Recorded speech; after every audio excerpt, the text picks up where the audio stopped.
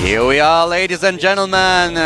This is the rematch of the MLG Providence final. We have Leenock against NaNiwa, and at the top left, Leenock. Starting in the red, playing for Team FXO. Yep. Very jolly kid. Yeah, definitely. He is one of the happiest Starcraft players there is. He's always very cool. And here's his opponent from Sweden. Punchy Gaming NaNiwa. Yeah, really straight guy. Misunderstood quite often. There was a huge debate after his games against NST. And I think that has been blown way out of proportion. Yeah, definitely. Yeah, let's focus a little bit on that I'm in your base. Blowing up your Forge Fast Expand. That is funny. What that's referring to is that Leenock is actually a very aggressive player. He's the kind of Zerg that's likely to bust down your front door. Some Zergs, they see you fast expand, they're like, all right, I'll just take a third then, and we'll play a macro game. Leenock, he's very good at that. He will do that also, but sometimes he'll just bust you down, and he is going for full first.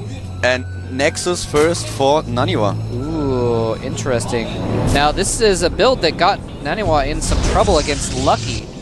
He lost a game when he went Nexus first against Lucky, and I believe he lost a game at MLG for this in this similar situation as well, with Zergs just punishing him for going Nexus first, and we'll see if Leenock can properly punish him or not. He is going to go for the speed upgrade as soon as his pool finishes. I'm really interested to see how NaNiwa is going to wall that one off. He already starts at the gap between the base, so this is going to be a quite interesting build. I haven't seen that from NaNiwa before. And Leenock, obviously already scouting with an Overlord, is now aware of what's happening. He sees the Nexus first, and NaNiwa certainly has timed out that build quite well. Yeah. Leenock is going for 6 Zerglings. Usually you only get 4 in the early stage of the game. Yeah, but he really wants to put the pressure on, and his Overlord has scouted NaNiwa's front door, so he knows the opportunity exists, and he's put down a Baneling nest as well, only showing 4 Zerglings, so NaNiwa does not necessarily know how much trouble he is in right now. Leenock, like I said, he's the kind of person that will not let you get away with the fast expand. This build is designed that he can make a nice little wall off once he gets his core up, but it's not going to happen in time. Leenock producing nothing but Zerglings right now. And NaNiwa is getting double assimilator. He's getting 2 assimilators right now. Oh my god, this is going to be quite close. He's going for a second cannon, but will that be enough? More probes are being produced right now. He needs to pull off some of them in order to defend against the Zerglings, and it's just transferring them over, not even bothering with the Lings at all. Yeah, he's not bothering with the Lings. He's going to wait for the cannon to finish, but in the meantime, Leenock's going to pull out some other Lings on the side and build Banelings just barely out of the vision range of NaNiwa is what it looks like. Oh, is he going to get... He's actually just going to try and get the... No, he's not going to get the Nexus, but that Nexus is really softened up, so once he does this Baneling bust, he might be able to polish him off. 7 Banelings on the way, just outside of NaNiwa's vision. He doesn't have the sentries just yet, but he's chrono boosting his warp gate. He's chrono boosting the gateway right now, but that Nexus is probably going to die. Another pylon for the block. Oh, he's going to get 1 cannon immediately, and the second one does not go down, but those Banelings went off within range of the Nexus. He's going to target down the Nexus with the Zerglings, and the Zerglings do finish the Nexus. And NaNiwa preemptively put up a kind of a secondary wall behind there, so he's not going to get completely killed off at this point. But did you see how cool NaNiwa played that one out? He didn't even use his force field just yet. Look at that sentry. At the last second he used this force field. In the last encounter, he didn't use the energy on the sentry. That was just... He already realized, okay, my Nexus is probably going to die, but those Lings won't be able to run to my base. I don't have to use the energy yet. I can save it up and use it when it's really needed. Cucumber's got nothing on this guy, man. He is so cool under pressure. And, you know, that's something that's been characteristic of his style as well. He's always very, very good at that. That's something actually, if you think about it, the top Protoss versus Zerg players, that's what they're good at. You know, players like Hero and Huck, they just manage situations like that so well. Now, Leenock, he's gotten up to 27 drones, but we actually have 34 probes on the map for NaNiwa. Leenock doesn't have a second base up yet, so they're actually in about even footing right now. NaNiwa will place that Nexus down very, very soon again. And I think if he had... That was really, really close. That Nexus well, the cannon died, so he wouldn't have been able to defend against additional Zerglings, but I feel if he would have pulled those probes a little bit earlier, he might have gotten a shot at defending it after all. Yeah, brilliant play by NaNiwa. Again, I really like him. He kind of saw that it might come, and so he set up the secondary door, so he has this just very, very narrow gap between those gateways and the pylons, and just played it really, really cool. I love especially waiting until the sentry was almost dead to put that force field down so that he had as much time as possible and killed as many Zerglings as possible. Beautifully played. Leenock has now expanded. He's just droning up like crazy right now. He's getting some spires just in case. He doesn't have the vision in the main base of his opponent anymore since the sentries are already on the map and are able to take them down. NaNiwa has a lot of them, by the way. So Leenock just tries to make sure that whatever happens, he'll be ready for it. There could be a Nexus cancel happening with a bunch of gateways behind there, just some desperate attempt to win that game straight on. But NaNiwa is not doing any shenanigans like that. But Leenock is playing it safe. Getting 2 spine crawlers is definitely something that you should do in a situation like that. And he's droning up. And I have to say that Leenock is playing really nice. He scouts that opening of his opponent and he's like, okay, you know what? If you start with something like that, I will Baneling Burst you. He knows it fails, but he's able to do the damage that needed to be done, and he's transitioning into the late game. Beautiful play. Hey, punished him for it, but not quite enough to get the kill, and now they're just kind of transitioning into a normal game here. NaNiwa's not the kind of player to usually go for a crazy, you know, gateway cancel all in or anything like that. And Leenock knows it, I believe, so they're both just going to play a macro game. Leenock taking the top right base instead of the closer one. That is interesting. I wonder if it might even be to stop this scouting hallucination or any other scout from spotting his third. If NaNiwa doesn't scout that third, then he will be in a lot of trouble. If he assumes that Leenock is still playing on 2 bases, that will be really, really bad for him. We have the lair tech for Leenock right now. He's getting upgrades for the Zerglings as well. NaNiwa also researching +1 melee. And yeah, that hallucination has been shut down already. So no scouting information for NaNiwa in regards to the third. And he did see the macro hatchery in Leenock's expansion as well. So you're right, he might be thinking that it's some kind of a 2-base aggression going on. This Overlord is going to try and see what he can see, but not going to see too much. Although he sees only 2 gateways and he saw a couple pylons, so he might be able to assume that there's not extra gateways around. Lair tech is done. He's going for the Spire, and he is now adding a lot of Spine Crawlers. Leenock is going for Mutalisk Wave. Finally, the scout with hallucination. Very well done. NaNiwa now knows what's coming, but he didn't scout the Spire just yet. But the hallucination already headed for the main base. Might be able to get a glimpse of it. Yeah, this is going to be a very, very tense situation here as both players are starting to think about putting pressure on each other. Robotics facility going down now for NaNiwa. So you can start to get that tech up. I'm a little surprised he didn't get some kind of tech earlier. Of course, he did get the hallucination tech, and he's just really scouting around. There's what he wanted to see. Sees the Spire. And he's building cannons, and he needs to. The thing is that Leenock now has 900 gas. He can get a lot of Mutalisks as soon as the Spire is up. And NaNiwa doesn't have any anti-air units. He has 1 Stalker, and that's not enough. The sentries won't help him, and he needs some cannons, so he's getting more of them. And he's also throwing down cannons in his main base, and this is just so smart. He knows he won't be able to warp in enough Stalkers in time, so he's relying on cannons as well, and that could pose a problem for Leenock. Yeah, NaNiwa is now upping his gateway count. I believe he's going to be up at 6 gateways now, actually.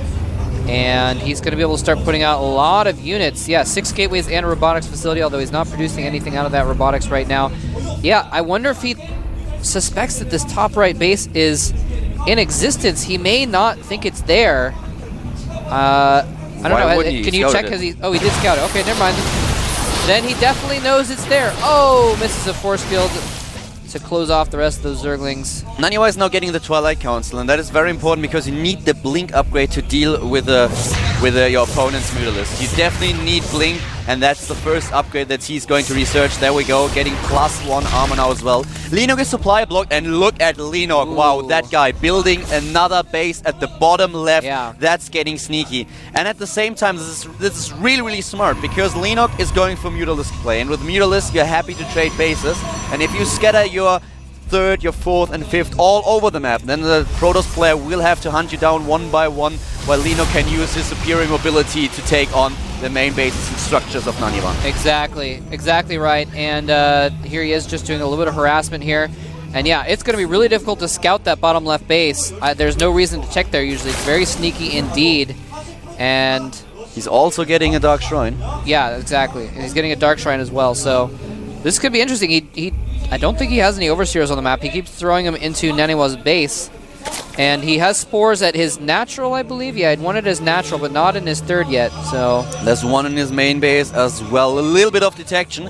And keep in mind, it only takes, well, if you attack with a hatch with 3 DTs, it takes the same amount to kill the hatch as it takes an Overseer to morph.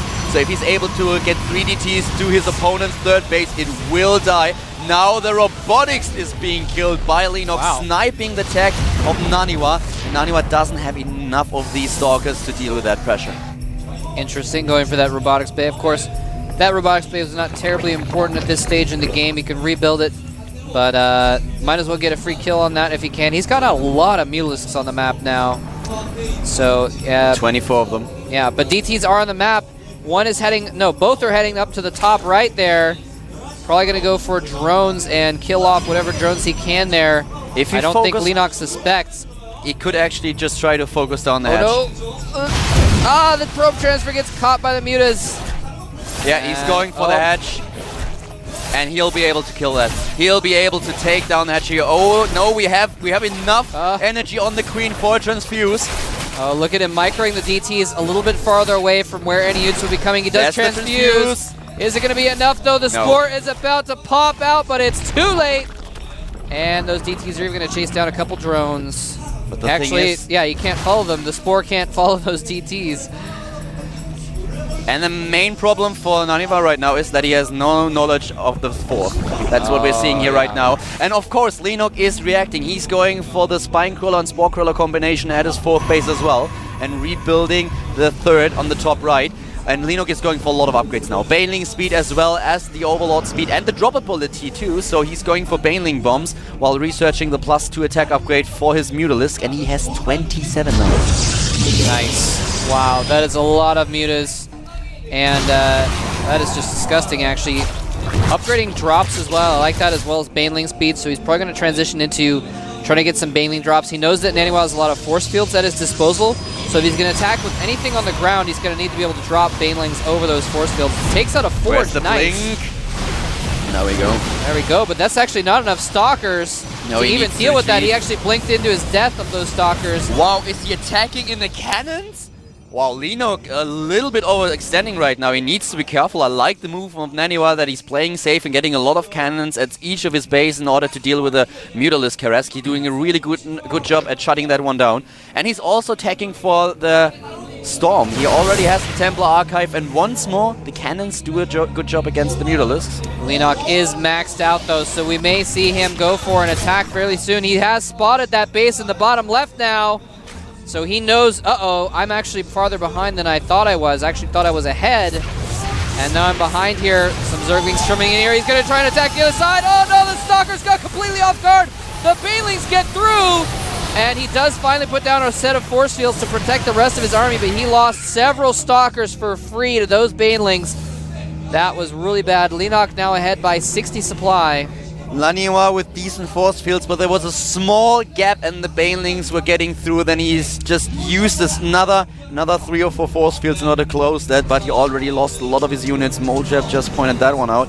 And this was quite brutal, especially because NaNiwa, except for that, is doing a really good job in defending his bases. Leenock was not able to kill too many of his probes. 12 probes died, and that is not a lot given how many Mutalisks we have. Keldor, that's a fleet beacon. NaNiwa is going to go for a mothership, ladies and gentlemen. I saw him put down the Stargate earlier, but he hasn't made use of it, and that is part of the reason why. Oh no, the Templar! Ooh, nice preemptive protective storm there. After the game against Lucky at Code A, I talked to NaNiwa a lot about how he is going to approach that matchup in the future, and he told me that he wants to play with the Mothership more often. He wants to use different strategies with the Mothership, especially using the recall ability. So we might see him just trying to get into his opponent's main base with the Stalkers, blinking in, doing some damage, and as soon as his opponent's army arrives, recalling that back. Speaking of attacking into their opponent's base, ooh, Leenock does sneak in there, takes out a pylon, unpowers some gateways, takes some storm damage from a Templar, in the meantime. Now what's really scary is Leenock's ability to upgrade. He's going for the +3 attack upgrade for the Zerglings. He's getting adrenal glands. He's going for the Greater Spire, 2 additional bases. Doing a really good job at making that army of his scarier and scarier by the minute. Oh, and here comes Leenock going in for an attack. He's drawn NaNiwa off to the left. Now he's attacking in the right. The Mutas go in, taking a huge storm. The Mutas are almost... Oh, he stormed some of his own probes to get the Mutas, and the Mutas are very close to death, but they are not dead yet. And NaNiwa is going to be forced to retreat or lose his base. At the same time, he's attacking the bottom left, though, trying to kill one of Leenock's bases as well. His second is under pressure. The Nexus already gone, warping in more of his Stalkers, but that's not enough. And finally, the main army arrives. Another storm. Oh my god, all those Mutas have taken 3 storms. They are so close to death. The fleet beacon goes down, but the mothership is already being created. And the Mutas are forced to retreat. The Zerglings all die, and those Mutas were so hurt right now. Leenock was actually not too worried about those units. He needed to free up a little bit of supply as well. He's going for the Broodlords now, and that's another thing where the mothership will come in handy quite a bit. But still, NaNiwa on 163 supply against 184, using his Blink Micro to save the Stalkers and take down the Zerglings. And he has a really powerful weapon with those High Templars of his. He has 6, and the storms that... Oh! That was brutal. Ouch. Leenock killed 57 probes by now. Wow, he probably took out at least 20 in that. That was huge. By the way, NaNiwa did... Oh, there it is. There she is, and she's a beauty. She has to charge up some energy before she can do much, but... by the way, NaNiwa did take out that bottom left base. Of course, Leenock just transferred the drones up to the mid left base. He still has a raging economy right now. Especially compared to NaNiwa, who lost his natural and is desperately trying to get a 4th up. But guess where those Broodlords are headed? To NaNiwa's brand new 4th base. Oh, there she is, cloaking units as they walk by.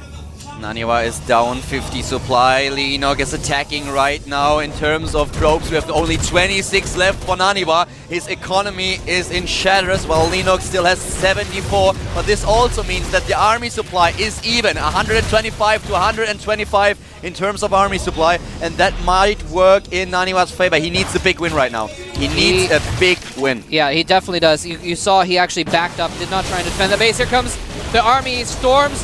Oh, so those Lynx almost marched through the storm. He is storming those Broodlords, but it's not supposed to be. He's huge storm on a lot of Bailings. Beautiful force field. He takes out everything on the ground. Where's the Almost no damage to his Stalkers. There's the blink. He takes out all of the Broodlords, and NaNiwa takes a huge battle in his favor. He's still not quite ahead in supply, but he's even things up, and here comes the counter swing. He needs to attack now. He needs to use the momentum in order to finish that game as soon as possible. He needs to deal some serious damage to Leenock.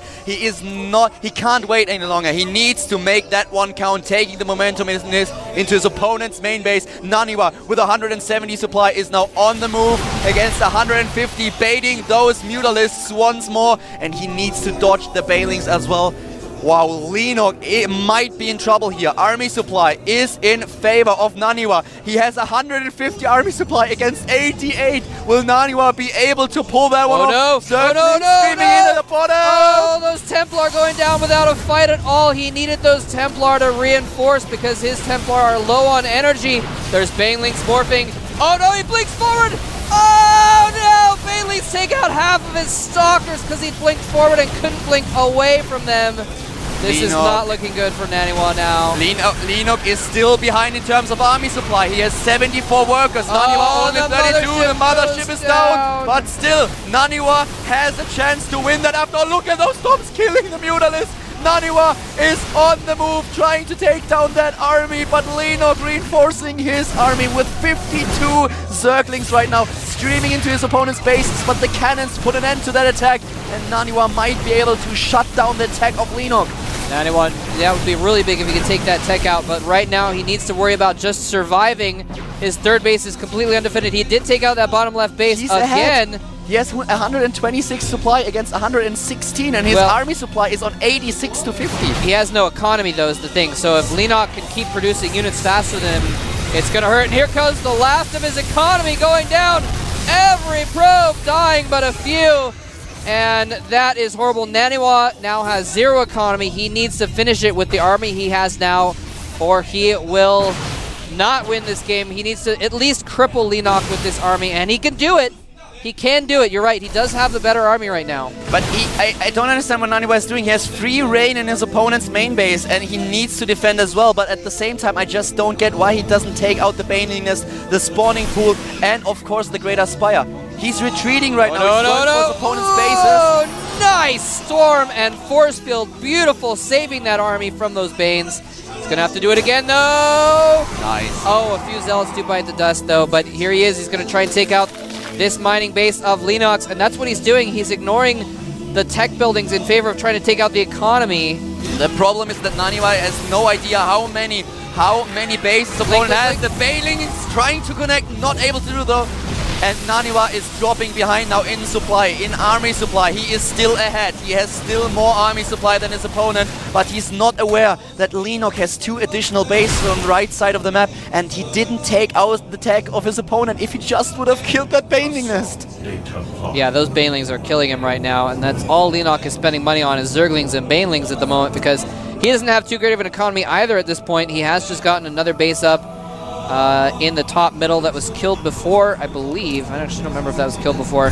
But anyway, Leenock is actually still mining and starting to pull ahead in supply again because he can produce units. NaNiwa has no money to produce more units. Important as well is that the Zealots have 2 attack upgrades and 1 armor, while Leenock doesn't have a single armor upgrade. So his links are very weak right now.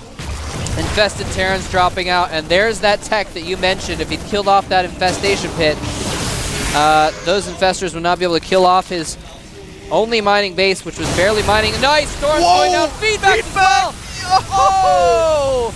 Everything going down, and he's forced to morph those into Archons. No energy left on that, but can NaNiwa use the last remnants of his army to cripple Leenock as he has been crippled? Those Archons are going to soak up a lot of damage, but will it be enough? Look at NaNiwa's micro. This is insane. He moved away he tanks 1, 2, 3, 4 Banelings and then moves away the Archons. This is brilliant micro by NaNiwa. This is just amazing. But that's the only army that he has left, and he's going to lose that battle after all. 17 to 60 supply. Yeah. Leenock is pulling off that win, and NaNiwa with an amazing game, but one mistake in his decision making costs him that match.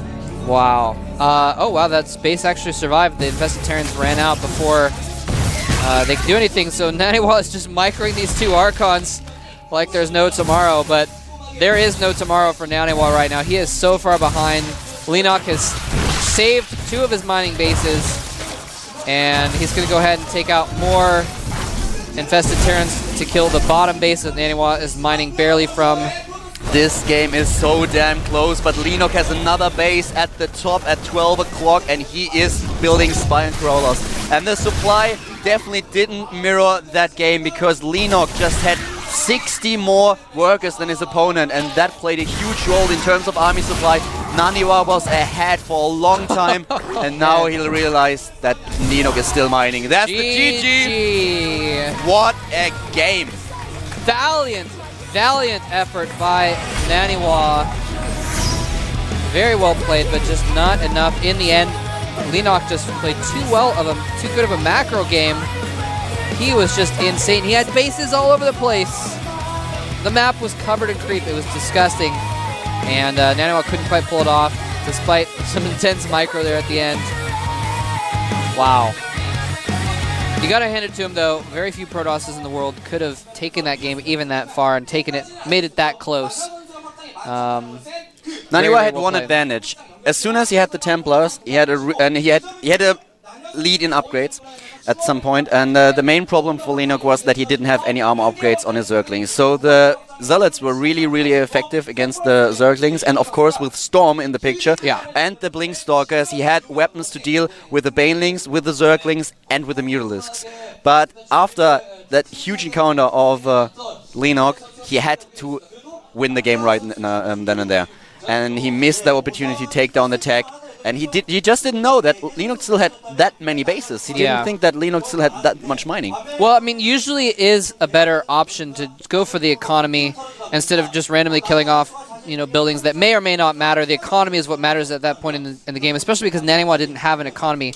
So I can see why he did that. But yeah, he just didn't know that Leenock had economy to spare. He had 2 bases in the bottom left. NaNiwa killed those, but he couldn't kill the bases in the top right at the same time.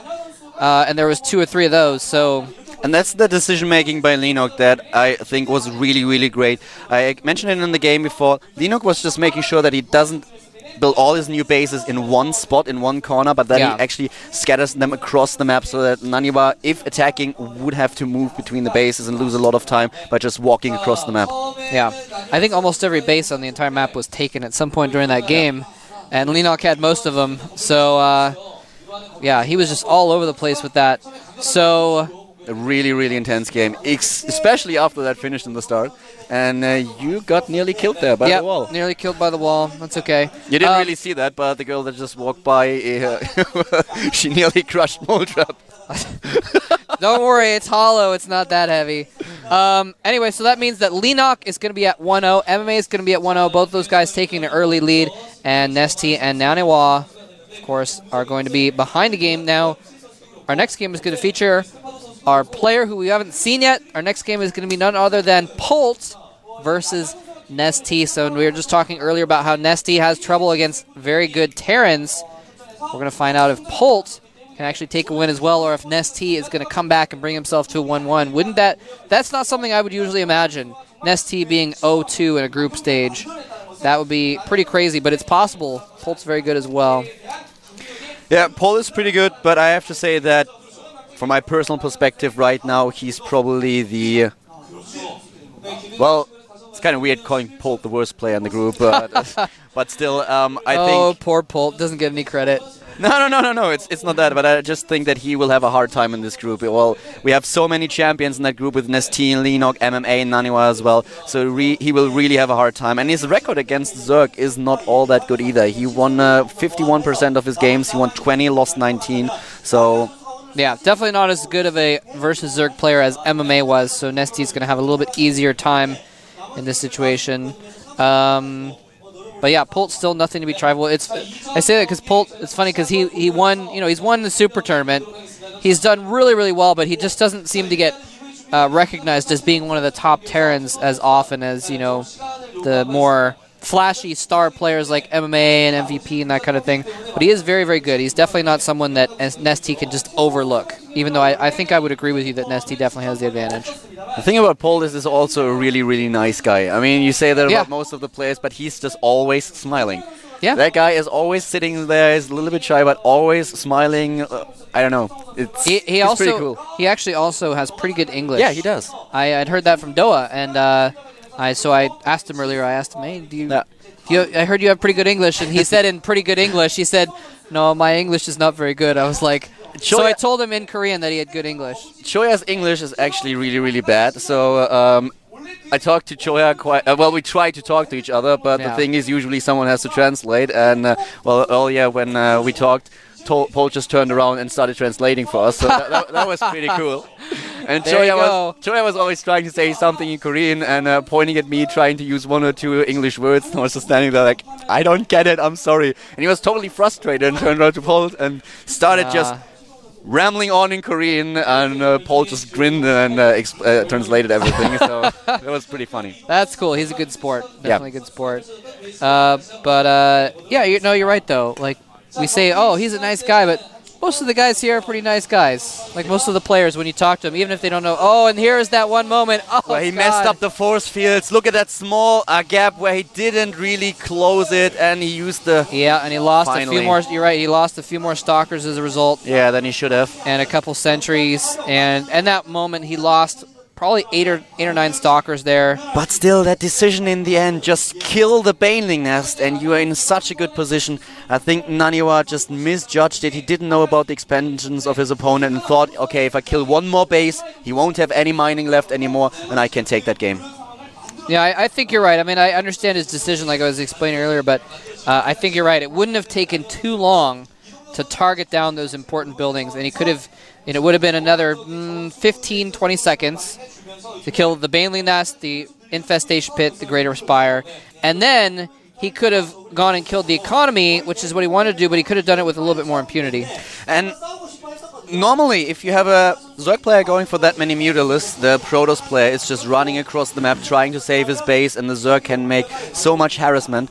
But NaNiwa, with all these cannons, defended quite well against that, and that was one of the deciding moments when he lost that many probes as well. He lost the Nexus, had to defend at the same time, taking down the 4th of his opponent at the bottom left.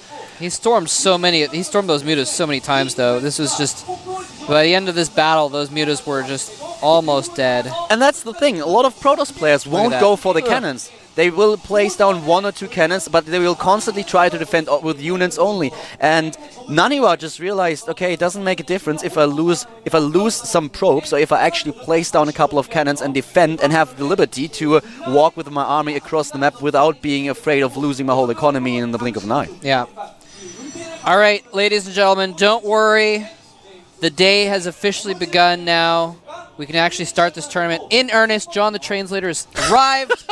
He is in the house. It is now a real tournament now that John is around. I just looked at Motrep and was like, okay, did I miss something in my headset? Did they just announce something that I completely missed? And yeah, well. Just trolling John, that's all. Okay, and there is the mothership Trolling and that about John. army. Look now this is a good moment for NaNiwa on the other hand. And look at Leenock. Look at Leenock. He sees the storm and pulls back all the banelings. That was really well done, but then he just crashes into the storm, loses most of them. Beautiful force fields there in general. Lost a couple stalkers on the side, but for the most part, very, very good. And just when we were like, blink, blink, blink, blink, he blinked in and killed off the remainder of those Broodlords. So yeah, NaNiwa really making good use of that mothership as well. I mean, it's hard to tell from the observer point of view, but half of those units were not visible to Leenock during those battles. Like, he couldn't actually see those stalkers because they were cloaked, and he didn't have an overseer in the area. And he'd have to... I don't know if he got any fungals off or anything like that. Yeah, there's one situation where he got a nice fungal off, but... One of the most amazing things for me still was the moment when NaNiwa attacked with the Archons at the right side of the map. Right at the end, all the Banelings moved in, and he actually microed the Archons so that each Archon would take on 2 or 3 Banelings and absorb the damage with the shields. Now here's another situation. We just saw him lose a lot of Stalkers to Banes, and here he's going to lose the Mothership without casting a spell. I think Vortex in that situation would have at least saved the Mothership and maybe even the game. There were a lot of decisions that, in hindsight, he could have maybe treated a little bit better and therefore get an advantage. But that's also from a caster perspective. So if you're actually playing the game at that particular moment, no, of course, there's just so much stuff going on that it's really hard as a player to make the best call possible. Yeah, but we did see, my point being, there was a couple points where, you know, he had impeccable control for most of the game, but there was a couple points where his control did fail him and he was not able to save as many units as possible. It could have been a lot of different story. At that point in time, he actually had the overall supply lead as well. He was doubling the army supply of his opponent, and taking down at the left side now the Baneling as before, moving bad. What he probably should have done at the very least is leave like 2 Zealots. Yeah. 2 Zealots behind to kill the Baneling Nest, because it wouldn't have taken them that long to kill it. And I don't know if Leenock had the forces at that point to go back to his main and save that Baneling Nest when he was trying to save his mining bases as well. Leenock was struggling quite a lot at that point in time. He had 50 army supply and NaNiwa had 80. NaNiwa really missed the chance right there, but once again, it's easy for us to say we knew exactly how many bases Leenock had. Yeah. We knew exactly how many drones he had left, how much mining. So for us, it was a really easy decision to make, but NaNiwa, being a player and limited to the vision that he had, made a call. It turned out to be the wrong one, but he played very, very well in that game. And Leenock, obviously, just such an amazing player, able to take that game after all. ST again, Polt. Going to be the next match at Blizzard Cup 2011. Here is our next match. Nesty versus Polt. It's going to be an interesting one. Nesty, of course, point ranking 2nd in the GSL from winning. He's won like 7 or 8 tournaments or something like that. Not actually 7 or 8. How many? I forget. Did he win 3 GSLs or 4? Why am I not remembering properly? I think it's 3. 3. Yeah. Polt's only won the Super Tournament. He's only won 1 tournament. Gosh, Polt. Such a slacker. Look at those glasses, though. Both of them have almost the same glasses. Yeah, they do, don't they? Anyway, glasses aside, it's going to be an interesting match. The countdown has ended. The game is loading. Nesty versus Polt on Crossfire is about to begin. Polt trying to get his first win in his first game. Nesty needs this win or he will be down 0-2, a nearly impossible situation to come back from in a group play like this. We're going to find out in just a moment who's going to take the game here at the Blizzard Cup.